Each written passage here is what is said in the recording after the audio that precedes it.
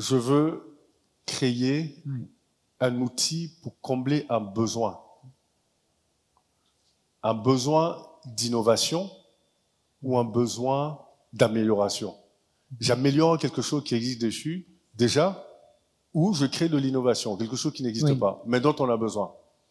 Mais dans tous les cas, si c'est de l'innovation, mais c'est de l'innovation que dans ton environnement, mais pas dans un autre, ça veut dire qu'il faut trouver une niche.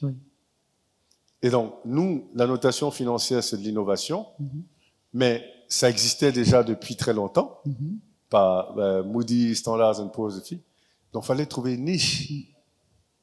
Parce qu'on ne pouvait pas compétir contre Moody's et Standard & Poor's, donc il fallait trouver une niche.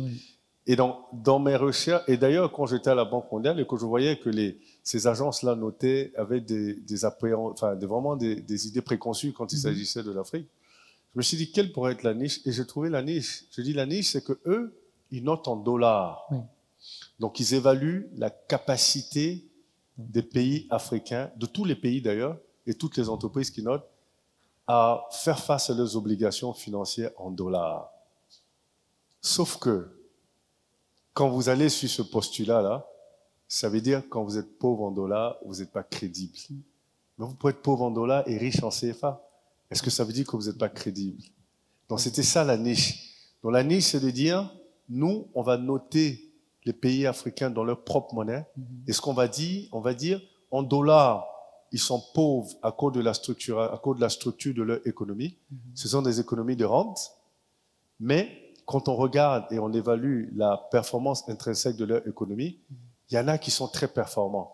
Donc ceux-là ont de bonnes notes dans leur monnaie locale, même s'ils ont de mauvaises notes en dollars. Donc ça donne une information complète à l'investisseur qui, au début, avait que cette image de dollars et pensait que tous les pays africains étaient mauvais. Parce qu'ils étaient condamnés à avoir de mauvaises notes, puisqu'ils ont des réserves de devises qui sont faibles. Et maintenant, ils voient quelqu'un qui vient, ah non, attention, dans leur propre monnaie, ils sont crédibles. Il dit, ah bon? Donc il regarde les deux notes, il dit, ah d'accord, ce pays, il est très crédible en réalité, mais comme il n'a pas suffisamment de dollars, sa politique de transfert de devises est stricte, est restrictive, donc il a une mauvaise note en dollars, mais en réalité, il n'est pas mauvais. Et donc ça leur donne une meilleure perception, ça permet de réduire le coût du risque, puisque maintenant on les voit comme moins risqués, et donc évidemment on le prête à des taux qui sont plus avantageux que les taux qu'on leur proposait qui ne correspondaient pas à la réalité. Donc la niche.